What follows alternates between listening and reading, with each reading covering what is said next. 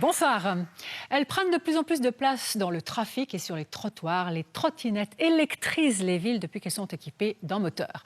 Cette nouvelle mobilité ne demande aucune compétence a priori, mais pas si simple. Il y a des règles, des risques, des qualités et des prix très variables, des piétons fâchés, des start-up qui lancent des trottinettes électriques en libre service à tout va. Et on parlera de tout cela ce soir. Sans oublier l'histoire assez révélatrice d'une assurance voiture qui peut vous lâcher quand elle veut.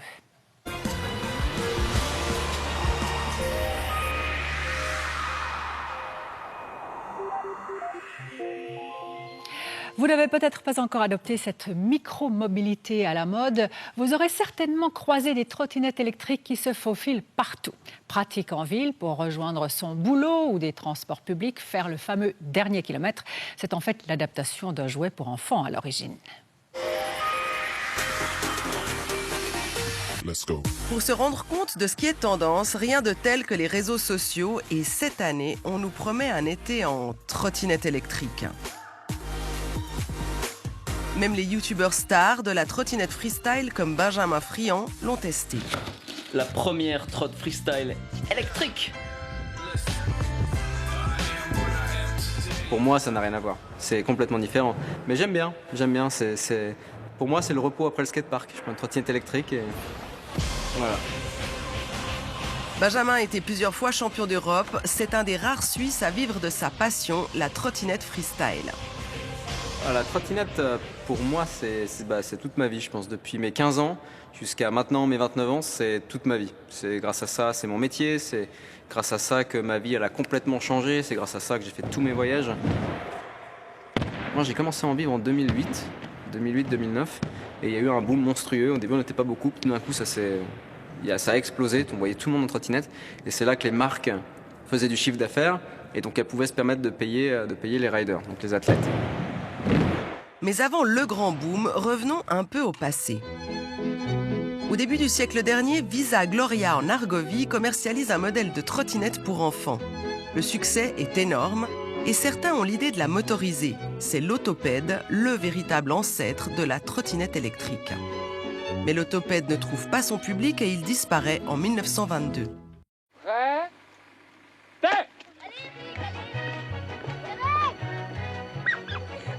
La trottinette reste donc cantonnée à son rôle de jouet pendant près d'un siècle. Vers la fin des années 90, la trottinette renaît grâce à un Suisse, Wim Huboter. Il révolutionne l'objet, pratique, pliable, en aluminium et avec des roues increvables. Les modèles se diversifient, les enfants l'adoptent, les plus audacieux l'utilisent pour faire des figures invraisemblables. Mais surtout, les parents la piquent à leurs enfants. La trottinette devient celle que l'on connaît aujourd'hui, un moyen de locomotion pratique et ludique. De tout temps, l'homme a cherché à se déplacer sans effort et plus rapidement. Pas étonnant donc que les trottinettes électriques débarquent aujourd'hui, surfant sur la vague de la mobilité douce et écolo. Pas d'effort à faire, on ne marche pas, aucun bénéfice pour la santé, on ne pédale pas de transpiration, pas de parking, mais les risques de chute et de traumatisme graves sont bien là, on en parlera tout à l'heure. Et puis, on n'a pas le droit de slalomer n'importe où et à n'importe quelle vitesse. La loi en Suisse est assez restrictive, ne l'assouplissons surtout pas, c'est la prise de position toute récente du Bureau de prévention des accidents. Il faut dire que les trottes électriques sont assimilées à des véhicules que dans le trafic, il vaut mieux savoir maîtriser. Mon Jimmy, une petite réparation. Ouais. Donc c'est la trotte à Monsieur Widmer. Pour voir de près une trottinette, nous nous sommes rendus chez Nicolas Saramon, un des premiers en Suisse à s'être lancé dans la vente de trottinettes électriques. On peut mettre une roue gomme tendre, vous voulez un peu plus de confort. Donc voilà une trottinette électrique, donc on va la déplier. Ici en règle générale, on a des boutons, un afficheur, donc on va l'allumer. On peut allumer ou éteindre le phare, on a aussi des modes automatiques où ça s'allume, ça s'éteint tout seul. On a en règle générale un accélérateur à droite, donc pour la propulsion, qui se trouve sous forme de gâchette. Alors c'est soit avec le pouce, soit des fois avec l'index. On a aussi un frein donc électrique ici à gauche sur ce modèle. Donc ce frein est intéressant parce qu'il recharge la batterie au freinage. On peut avoir aussi des freins mécaniques, à tambour ou à disque. Et puis voilà, en règle générale, on a toujours aussi un frein mécanique, dit frein d'urgence derrière, au cas où on a une défaillance d'un frein électrique ou d'un des autres freins. On a toujours cette option, comme une trottinette normale. qui va vous permettre de freiner en cas d'urgence. Super, merci M. Lindner, à tout à l'heure. Conduire une trottinette, c'est plutôt facile, mais conduire une trottinette électrique demande une petite adaptation. C'est vrai que c'est quand même assez surprenant. Vous avez juste un guidon, vous n'êtes pas assis, donc forcément en étant debout sur le véhicule, vous allez sentir une petite force qui vous pousse sur l'avant. Donc c'est bien de déporter son centre de gravité sur l'arrière avant de freiner. Bonjour. Salut chérie. Salut, ça va? Ça va, ça a été? Oh ouais, très Ça bien. fait bonne route? Marina, l'épouse de Nicolas Saramon, s'y est adaptée, même si au début, elle n'était pas vraiment convaincue. Il fait chaud, il fait beau, magnifique. Je lui ai offert une trotte il y a 3 ans en arrière. Et au début, elle ne la voulait pas. Il m'a dit, tu la remettras en stock, je ne vais pas l'utiliser. Pour moi, c'était un cadeau empoisonné parce que je voulais pas la trottinette. Je l'ai jamais utilisée dans ma vie, même la trottinette classique. Ça m'a pris, je pense, 2 jours voilà, pour vraiment comprendre comment ça marche. Et puis, en fait, je suis devenue accro. Depuis, elle l'utilise tous les jours. En trottinette électrique, elle n'a pas le droit de monter sur les trottoirs. Elle doit utiliser les pistes cyclables ou se mêler aux voitures directement sur la route. Ça me prend peut-être 18 minutes pour aller au travail depuis la maison. Qu'en voiture, ça peut prendre double, des fois triple même s'il y a les bouchons. Un gain de temps, mais aussi des risques. S'il y a des trous, alors ça, il faut éviter. Ou bien quand c'est mouillé par terre, les plaques d'égout, ça, il faut faire très attention parce que ça peut glisser. Alors, il ne faut pas aller trop vite ou bien freiner en urgence.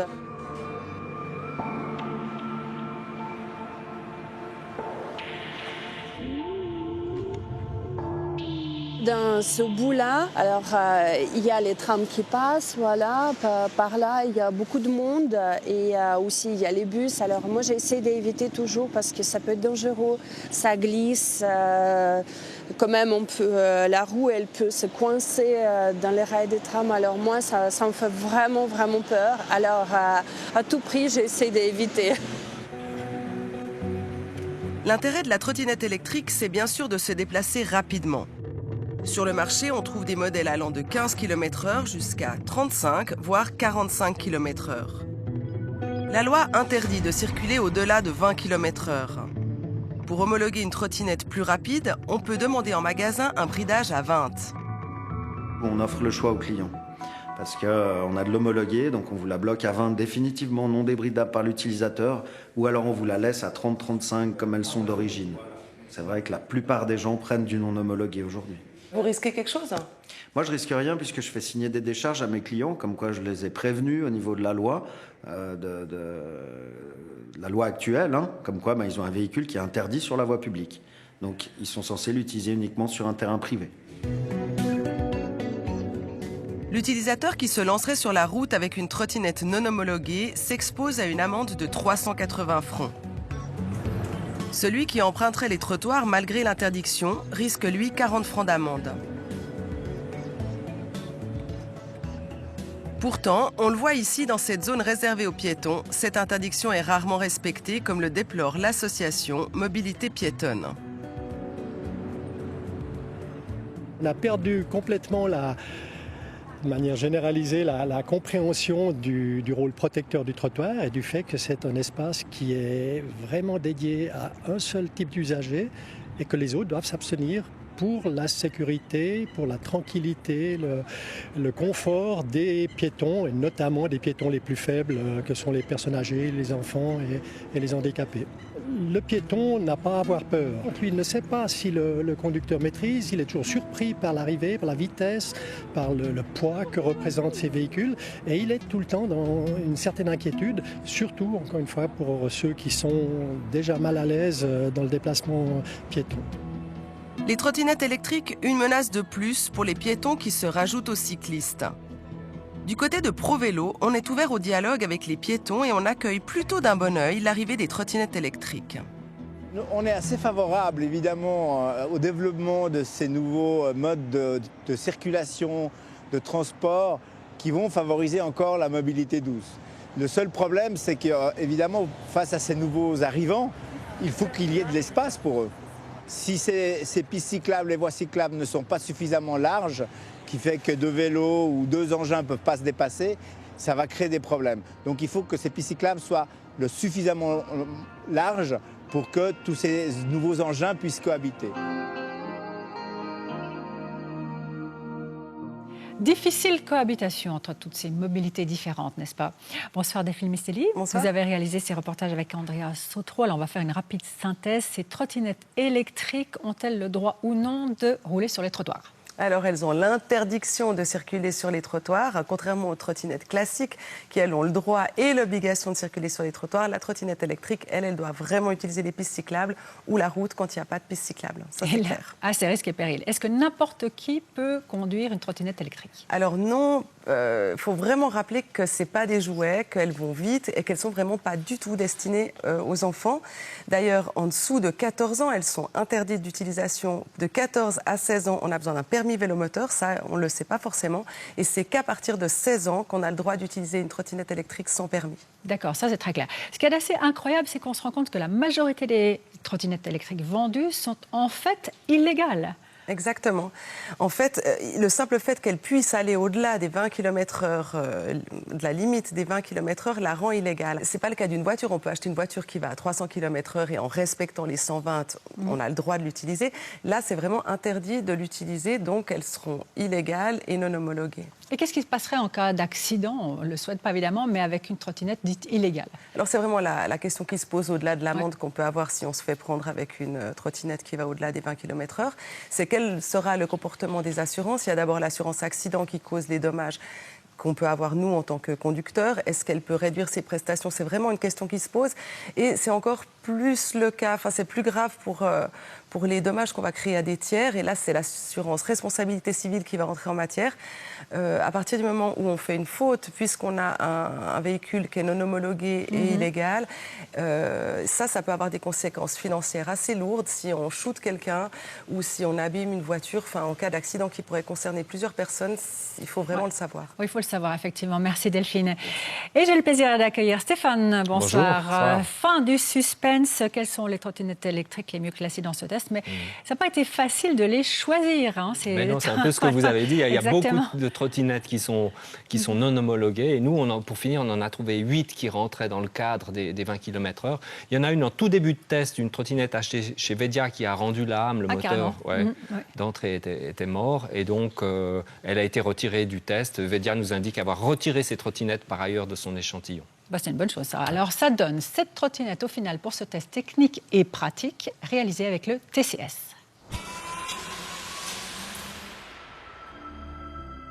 Pour tester nos trottinettes électriques, direction d'Erendingen, près de Soleure, dans le centre du TCS. Dans un premier temps, nous avons soumis aux experts nos 7 trottinettes électriques, représentatives du marché et n'allant pas au-delà de 20 km/h, comme le veut la loi.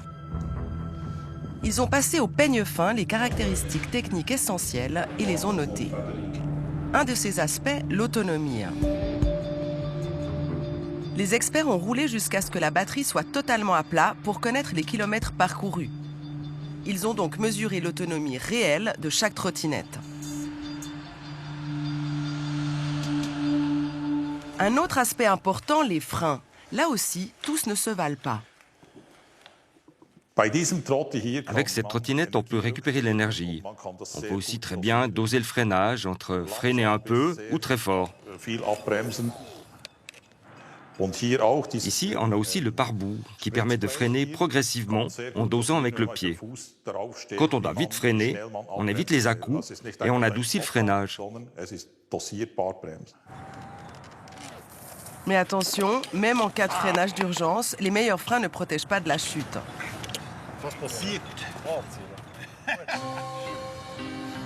Remis de ses émotions, notre expert nous rend aussi attentifs à la puissance du moteur. On le voit ici, cette trottinette de 200 watts peine à la montée jusqu'à carrément s'arrêter. Alors que celle-ci, d'une puissance de 500 watts, gravit sans aucune difficulté cette petite rampe. Ça peut faire de grosses différences dans des villes comme Berne, où il y a beaucoup de montées et de descentes. À vrai dire, c'est important quand on va acheter une trottinette de pouvoir l'essayer avant. Malheureusement, on ne peut pas le faire dans beaucoup d'endroits. Essayer et comparer nos 7 trottinettes, c'est ce que les testeurs que nous avons convoqués ont pu faire. Deuxième partie du test. Une spécialiste des 2 roues électriques, un designer industriel sont venus en renfort de nos experts, ainsi qu'un passionné de trottinette freestyle et Benjamin Friand que vous connaissez déjà. Passons au test pratique. Nous leur avons demandé de tester chaque trottinette sur la piste et de noter différents points précis. Le confort de la conduite, la stabilité, le comportement dans les courbes, mais aussi des aspects plus pratiques comme la lisibilité des informations ou l'ergonomie du pliage. Leurs appréciations complètent ainsi la note du laboratoire et nous a permis de faire un classement mêlant technique et confort de conduite. Place aux résultats. Nos testeurs sont unanimes, la Razor E200 est dernière du test avec une très faible autonomie. Son prix, 298 francs. On est plus autour d'un jouet qu'une trottinette pour la route, que ce soit au niveau des freins, du moteur. Dans les virages, ça c'est aussi dangereux. Certaines personnes se penchent beaucoup dans les virages suivant la vitesse. Et c'est là, si on se penche trop, clairement le moteur à l'arrière traîne par terre et on part tout de suite en cacahuète. C'est lourd, c'est pas ergonomique, c'est mal conçu, il n'y a pas de display, il y a des câbles qui sortent du tube, dont on risque de s'encoupler dedans. Non, c'est vraiment... Ouais. Après, je pense que, sans vouloir être malhonnête, elle est hors concours. La SoFlo Flowboard Pop arrive avant-dernière avec une autonomie et une sécurité jugées insuffisantes. La première sensation, au toucher, c'est qu'il y a beaucoup de jeux. On le voit bien. Là, on aurait pu investir un peu plus dans les fonctions de pliage. Il y a vraiment beaucoup de jeux. Moi, je ne conseillerais pas ce produit. Je trouve que ce pas trop pratique. C'est trop un peu du chenille. 5e, la Street Motion Tech 2 à 269,95 francs, c'est la moins chère de notre test. Sa facilité de pliage et son display ont été appréciés, mais elle est poussive en montée et son frein arrière difficile à actionner. C'est la moins bonne autonomie du test avec seulement 8,4 km.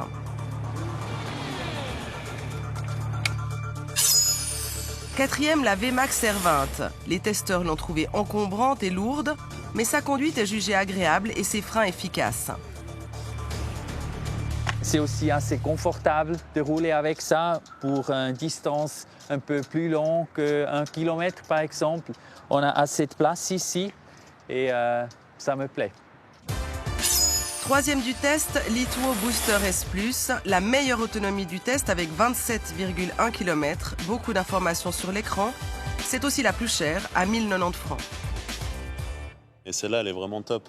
Super agréable à rouler, c'est vraiment super confort et agréable. On voit vraiment l'utilité pour quelqu'un qui justement préfère utiliser ce genre de transport plutôt qu'une voiture.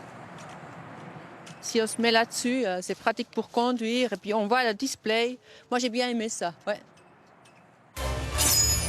Deuxième du test, la Segway 9Boot ES1. C'est la seule qui doit être activée via une application à charger sur son smartphone. Facile à plier, elle est aussi jugée très agréable à conduire. Elle est très stable, facile à utiliser aussi, freinage nickel. Il n'y a rien à redire, c'est comme ça qu'elle devrait être. Une trotte électrique, pour moi, c'est comme ça qu'elle devrait être. Et finalement, la première du test, la Micro Condor X3. C'est le meilleur système de freinage. Les experts techniques ont aussi apprécié la bonne qualité de ses matériaux. Il y a pas mal de caractéristiques qui font qu'elle est assez pratique. Le pliage, il y a une accélération très linéaire, assez douce, mais qui développe plus de watts sur la fin. Donc c'était top.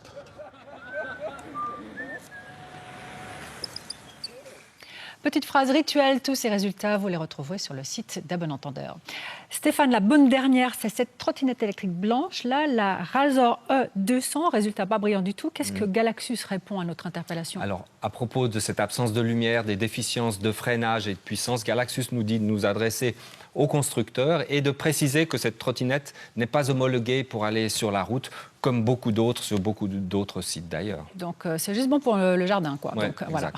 Alors on a vu qu'il y a des grosses différences de qualité de freinage entre toutes ces trottinettes, mais un bon freinage peut quand même entraîner une chute, il faut le savoir. Oui, c'est assez étonnant. Mais il faut imaginer la situation, vous êtes sur un vélo, vous êtes assis un peu en arrière, vous avez un guidon, vous pouvez vous tenir sur le guidon, et là vous êtes droit comme un i sur une trottinette, donc la force d'inertie va vous projeter en avant. Alors si vous êtes à 20 km/h, ça va peut-être à peu près. Si vous êtes à 25-30, il faut imaginer que ça correspond à peu près à la chute du premier étage d'un immeuble et pas forcément sur les pieds. Mais si la lumière est obligatoire devant et derrière pour une trottinette électrique, le casque ne l'est pas obligatoire. Non, le casque n'est pas obligatoire sur ces trottinettes. C'est obligatoire pour les vélos électriques rapides, mais ça, c'est une autre affaire. En ce qui concerne les lumières, ça vaut vraiment la peine de regarder si elles sont installées d'entrée, parce qu'après, les installer soi-même, c'est compliqué. On n'a pas la même construction que pour un vélo, c'est plus difficile.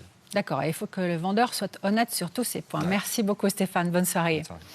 Et puis nous, on va voir que les chutes peuvent être graves, même mortelles, comme ça a été le cas dernièrement en Valais. Augmentation des accidents, concentration des trottes électriques, succès des start-up, on va tout cela dans des villes où elles sont en libre service. Regardez.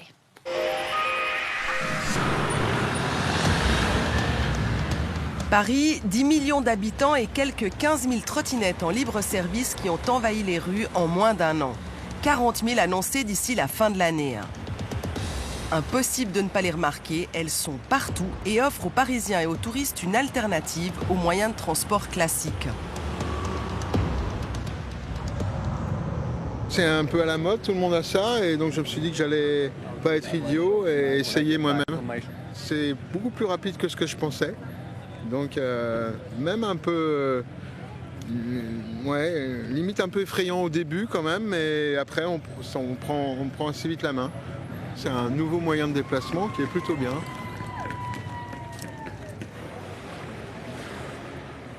Au lieu de prendre le métro sur un arrêt ou de marcher un quart d'heure, je prends la trottinette pour aller un peu plus vite, prendre l'air aussi dehors et puis voilà. Les Parisiens ont le choix entre 10 opérateurs de trottinettes. La plupart demandent 1 € de prise en charge et 15 centimes la minute. Pour les utiliser, la même marche à suivre. Télécharger l'application, entrer sa carte de crédit, trouver une trottinette et c'est parti. Mais laquelle choisir? À chacun sa méthode. Je suis inscrit sur toutes les applications, Lime, Bird, Flash, etc. Donc, et en fonction de ce que je vois sur le terrain, je prends la trottinette qui m'intéresse. Voilà. Il n'y en a pas une qui a réussi à vous séduire un peu plus? Non, pas encore. Non, elles se ressemblent toutes, il n'y a pas de souci. Hein. Moi, c'est la première que j'ai vue apparaître, donc du coup, j'ai choisi Lime en premier. Du coup, j'ai utilisé que celle-ci pour l'instant. J'ai dû choisir... Pourquoi j'ai choisi celle-là? Tu étais avec moi quand j'ai choisi? Parce que je t'ai dit que celle-là était mieux. Mais tu penses que c'est vraiment la meilleure? Non. Ah bon? Pourquoi? Je sais pas. Enfin, je crois qu'elles sont toutes pareilles, sauf que celle-là, elle est plus lourde et il y en a des plus légères. La start-up californienne Bird est la première à avoir proposé des trottinettes en libre service il y a moins de 2 ans à Los Angeles. L'équipe de Paris gère les 2000 trottinettes disséminées dans la ville, comme dans plus de 120 villes dans le monde. Aujourd'hui, et depuis quasiment 100 ans, on a construit une infrastructure, on a construit nos villes autour de la voiture. Aujourd'hui, la voiture, on le sait, ne va pas permettre aux villes de continuer de grandir, ne va pas permettre aux villes de continuer d'exister en réalité, à cause de la pollution et à cause de la congestion.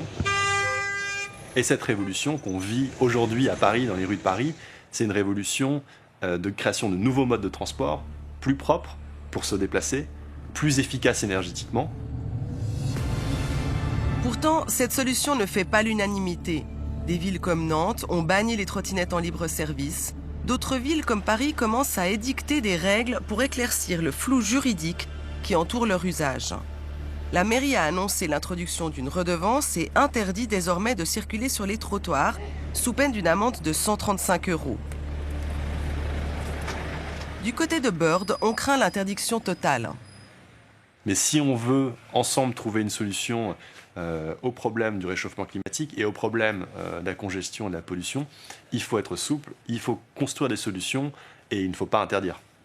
Je pense qu'une adaptation est importante. On est une industrie qui est très jeune, il y a encore beaucoup de choses à inventer. par exemple les parkings dédiés pour les trottinettes électriques. Ça, c'est une initiative qui est très importante pour nous, qui est très importante pour la ville, et on travaille avec eux pour aller dans cette direction. Si les autorités cherchent activement des solutions, c'est que ce système qui semble satisfaire bon nombre d'utilisateurs a aussi son revers, la grogne des piétons. C'est hyper dangereux. Tout à l'heure, j'ai failli me faire renverser par une trottinette avec la petite alors que je traversais. Donc voilà. Un ras-le-bol qui envahit même les plateaux télé. Peut-être qu'il y a quelqu'un d'un hôpital qui a téléphoné à la mairie de Paris en disant on a besoin d'un quota d'accidents, là, c'est plus possible. Est-ce que vous n'avez pas une invention? Oui, j'ai une bonne idée. Une trottinette. Une trottinette. Une trottinette où on roule très vite, généralement de préférence avec un enfant de 3 ou 4 ans qui est en retard pour aller à l'école. Boulevard Sébastopol à 25 à l'heure entre deux bus. Et surtout, je le demande à tous les Parisiens, sans gants, sans casque. Et je vais aider éventuellement l'hôpital, je vais aussi faire dans le sens contraire, je vais dessiner des petits vélos par terre et à demander aux gens d'aller très très vite pour éventuellement s'arracher les mains contre les rétroviseurs des voitures qui vont en face. Est-ce que vous avez votre numéro? On est chez les fous. Au-delà de la plaisanterie, à l'hôpital Saint-Antoine, le professeur Alain Sautet constate une recrudescence des accidents depuis l'apparition des trottinettes électriques. On voit des fractures d'épaule, des fractures de cheville que l'on ne voyait pas avant, sauf chez certains motards ou qui nécessitent un traumatisme relativement violent. Donc on va avoir des fractures liées à l'utilisation de ces trottinettes relativement graves chez des patients qu'on n'avait pas l'habitude de voir.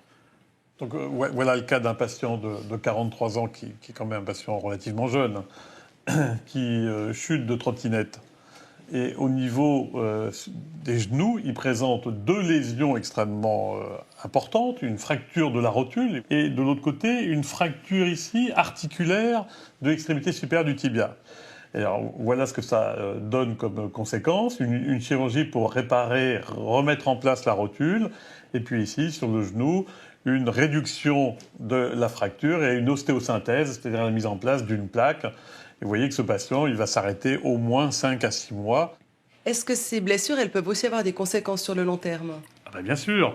Une fracture articulaire, c'est-à-dire qui va intéresser le cartilage articulaire, il existe un risque important d'arthrose.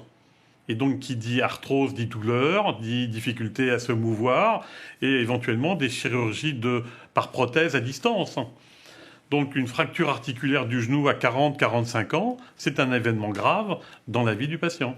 Donc un autre exemple d'une femme jeune, 27 ans, ça s'appelle une luxation gléno-humérale, mais elle était refendue comme s'il y avait eu un coup de hache sur l'humérus qui entraîne une fracture extrêmement grave de cette extrémité supérieure de l'humérus.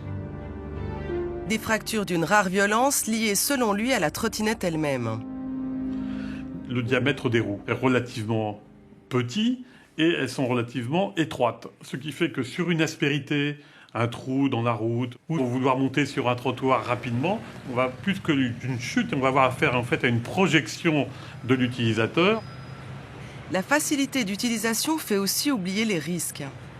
C'est dangereux parce qu'on a tendance à se faufiler entre les voitures et à prendre des fois des risques. Faut se raisonner par moment. Vous portez pas de casque? Ah là oui, c'est vrai que... Mais si, je pense que ce serait une contrainte qui serait difficilement supportable s'il fallait avoir un casque, etc. Mais vous avez raison, sur la sécurité, à mon avis, il faut y penser. En trottinette, on est vite enivré par la vitesse. Une vitesse difficile à évaluer. En France, la limite est fixée à 25 km/h. C'est l'équivalent d'un cheval au galop. Et puis donc je crois que le port du casque, ça me paraît être indispensable. Qui imaginerait maintenant faire du ski sans casque? Serons-nous bientôt ici en Suisse concernés par cette problématique? Pas encore de trottinettes en libre service en Suisse romande, nous sommes donc allés à Bâle. Les opérateurs, Tir et Flash, ont garni les trottoirs de trottinettes, mais on est bien loin de la densité parisienne. Fidèle au vélo, la population n'a visiblement pas encore adopté cette nouvelle façon de se déplacer. Je trouve que c'est pas classe, c'est pas joli, c'est pas rock'n'roll, ça ne plaît pas. Vous les utilisez? Non, pas encore, parce que j'ai un peu peur. Je suis un cycliste, je suis trop jeune pour ces trucs. Vous imaginez des amoureux sur une trottinette? Pourtant, certains y croient. En collaboration avec les CFF, un projet pilote a été lancé en gare de Bâle pour concurrencer les loueurs de trottinettes en libre service. Ce sont les Scoobox. Pour utiliser la Scoobox, j'ouvre l'application, je choisis la gare où je suis et je commence la location. Ouais, c'est un système très suisse parce que c'est bien en ordre et on aime ça ici. Les trottinettes ne traînent donc pas dans la rue, mais sont bien rangées dans des box. 3 francs les 30 minutes et un maximum de 15 francs la journée. Une contrainte, l'utilisateur doit ramener sa trottinette à l'endroit où il l'a prise. À l'avenir, l'idée est d'installer des box à différents endroits, comme dans des entreprises. Ça, c'est une possibilité d'offrir aux employés un service de trottinette. Vous prenez la trottinette à la gare et vous allez jusqu'à votre place de travail et le soir, vous rendez. Alors ça peut être aussi l'utilisation pour des entreprises d'un système, un cercle fermé pour juste leurs employés. Et puis, vous êtes bien de partir. L'intérêt de ce système est qu'il ne nécessite aucune autorisation puisqu'il n'encombre pas l'espace public. Si ce projet pilote s'avère concluant, l'entreprise espère installer ses Scoobox dans d'autres villes, ailleurs en Suisse. Bonsoir Raphaël Rollier. Bonsoir. Vous êtes responsable de l'innovation chez Suisse Topo, passionné des nouvelles technologies. Et ce qui vous fascine, n'exagérons pas, mais quand même vous intéresse beaucoup, c'est le succès ultra rapide de ces sociétés comme Bird, Lime dont on a parlé et qui ont lancé des trottinettes électriques en libre service et qui ont été valorisées extrêmement vite, extrêmement fort. Comment on explique ce succès ? D'abord, ils adressent une problématique, un enjeu sociétal, c'est-à-dire la mobilité. Et puis, ils ont réussi à lancer un service qui est très facile, c'est-à-dire qu'ils ont utilisé le numérique de la manière la plus simple possible pour que tout à chacun puisse utiliser ces trottinettes.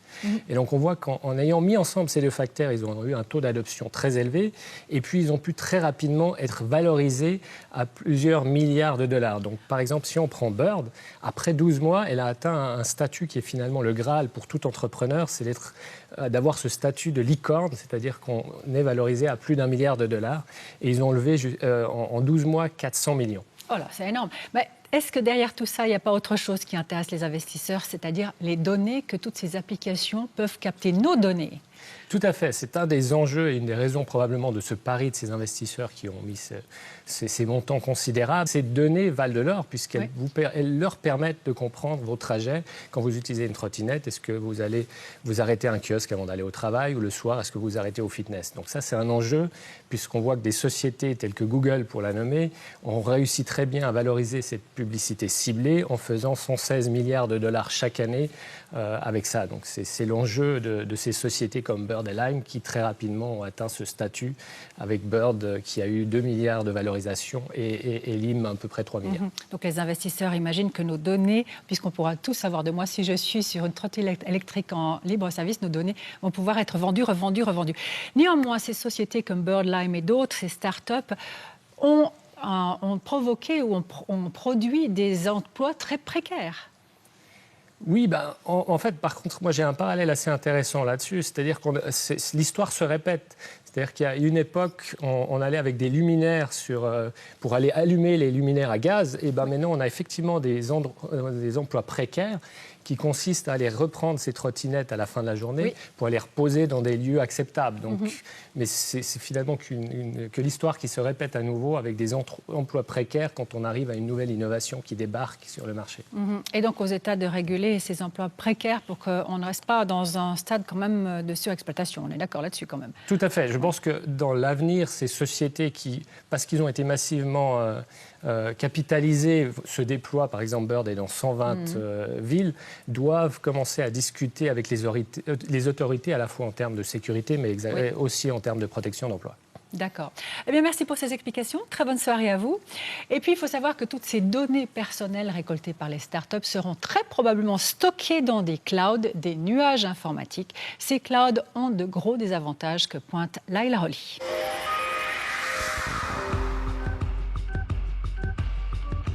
c'est quoi encore le problème avec le cloud? Le cloud, c'est une sorte de gigantesque mémoire numérique qu'on peut consulter depuis un appareil connecté. Ça sert à stocker et partager des données accessibles depuis n'importe où à condition d'avoir du réseau. C'est un peu comme une très grande disquette omniprésente et immatérielle. Bah alors, si c'est immatériel, c'est bon pour l'environnement, non? Oui et non, effectivement, avec le cloud, plus besoin de stockage physique chez soi, comme des disques durs, des DVD ou même des consoles de jeux. Et c'est tout ça de moins à produire. Par contre, le cloud, ou nuage en français, c'est une jolie métaphore, mais en vrai, ça n'a pas du tout l'aspect d'un cumulonimbus. Le cloud, c'est comme si tous les disques durs de l'humanité étaient mis au même endroit, dans d'immenses hangars remplis de serveurs très gourmands en électricité. Comme le cloud François? Et c'est toujours le même refrain. Si d'un côté, serveurs et ordinateurs sont de moins en moins énergivores, les efforts technologiques sont annihilés par l'accroissement exponentiel de notre activité numérique. Prenons l'exemple des films et jeux en ligne. D'après le dernier Digital Report, nous étions plus de 4,39 milliards d'internautes en 2018 et ça ne cesse d'augmenter. Et avec des services comme Netflix ou encore Stadia, la toute nouvelle plateforme de jeux vidéo méga puissante de Google, le streaming devrait dépasser les 80% de l'activité du web mondial. Et c'est grave ça? Le souci actuellement est que les serveurs de ces grosses entreprises sont alimentés par les énergies fossiles. D'ailleurs, d'après Greenpeace, la pollution générée par l'industrie du net et son impact sur le climat sont équivalents à ceux du secteur de l'aviation. Donc si tu veux réduire l'impact écologique de ton activité numérique, ne stocke que l'essentiel sur le cloud. Donc excite les 80 000 mails ou les 40 000 selfies avec ton chat stocké inutilement et consomme le streaming comme l'alcool avec modération.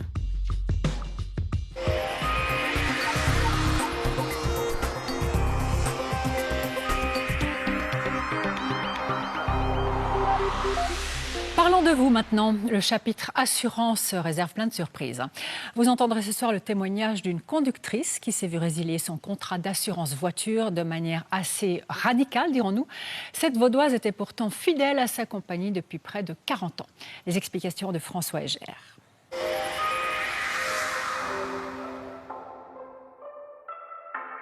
Pour arriver chez Laurence Guizzi, ce n'est pas une mince affaire. Depuis Vevey, il faut suivre pendant plusieurs kilomètres cette petite route sinueuse.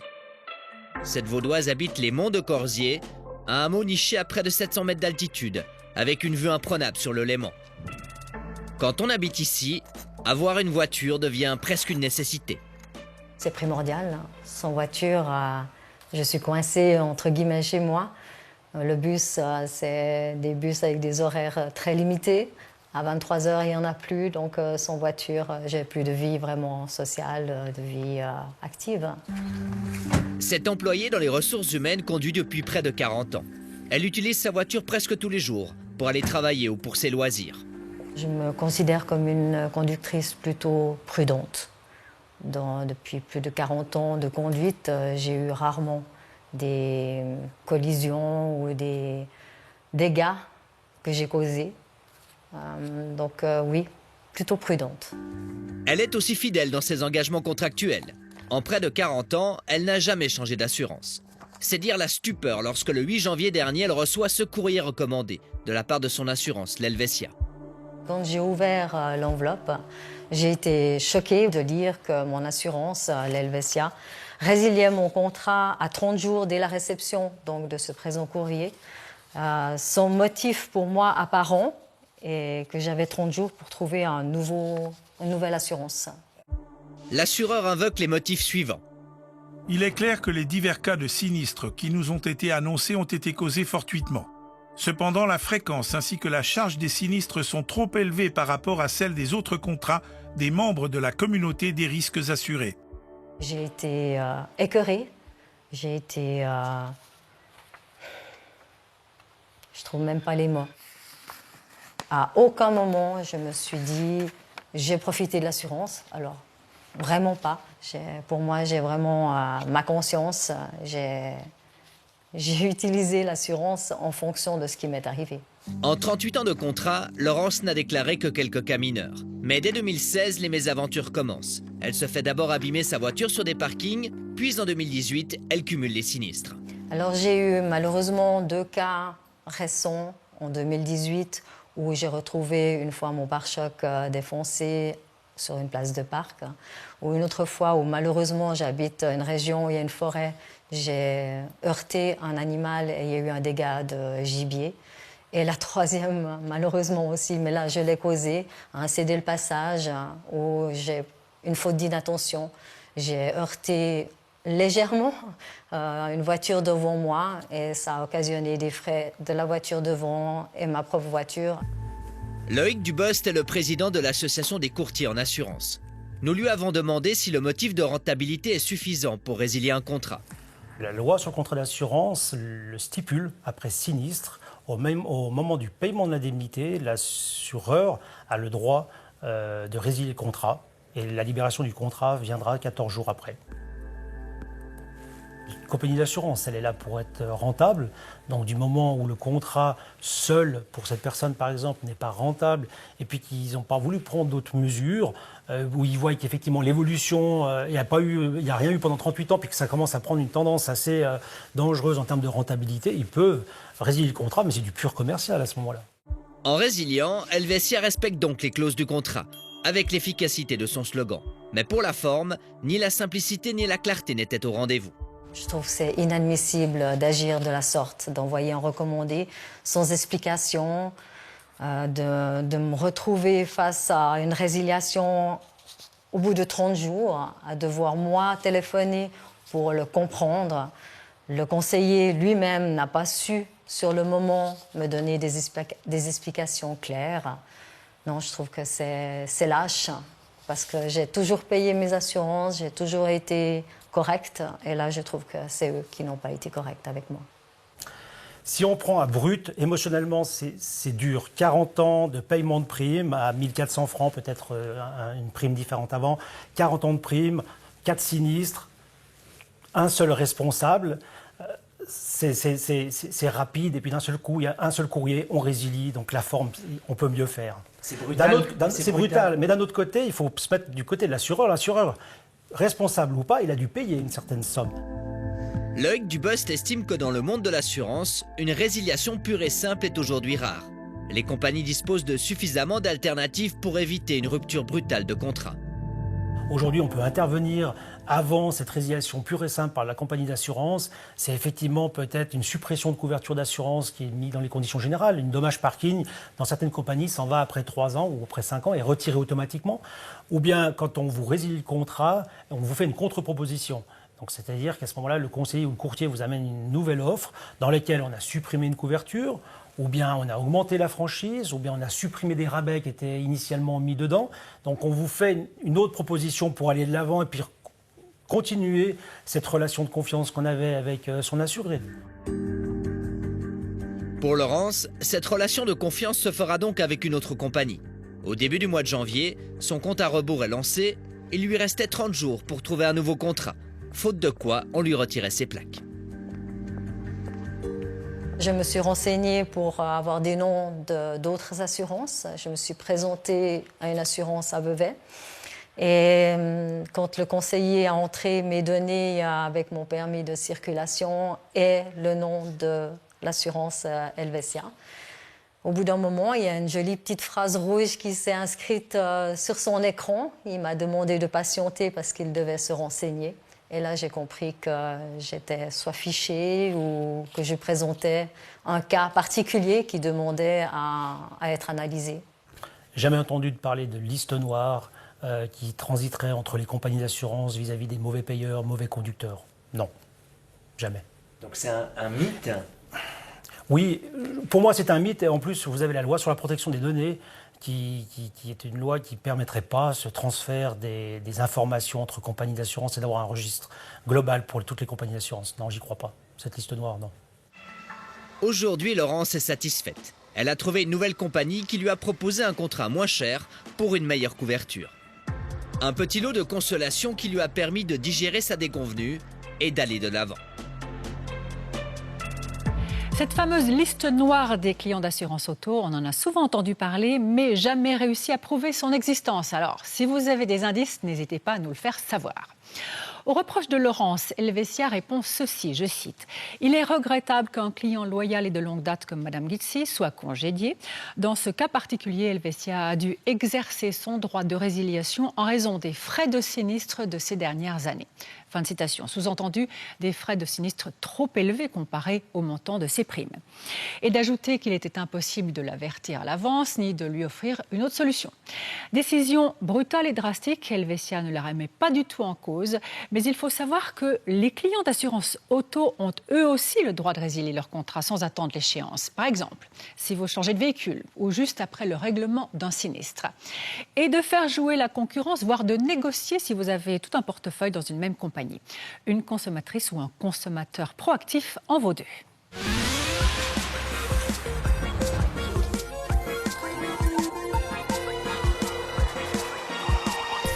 Vous avez envie de manger sainement ? Bonne résolution, sauf qu'il n'est pas du tout facile de comprendre quelque chose dans la jungle des informations nutritionnelles qui figurent sur les emballages des aliments industriels.